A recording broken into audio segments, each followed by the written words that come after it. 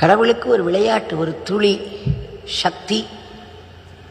இந்த படைப்பு, எத்தனை படைப்புகள், இத்தனை பிரபஞ்சங்களை, அண்ட பிரம்மாண்டங்களை அவரால் படைக்க முடியும். அவர்தான் நமக்குள் இருக்கிறார். அவர் இயக்கித்தான் நம்முடைய மூளை இயங்குகிறது. நம்முடைய மூளையில் எண்ணங்கள். துரியோதனன் இருந்தான், அவனுக்கு நிறைய கெட்ட எண்ணங்கள் தான் வந்து கொண்டிருந்தது. தர்மபுத்திரர் இருந்தார், அவருக்கு நிறைய நல்ல எண்ணங்கள் தான். தர்மாத்மா, தர்மபுத்திரன் என்றே பெயர், நீதிமா.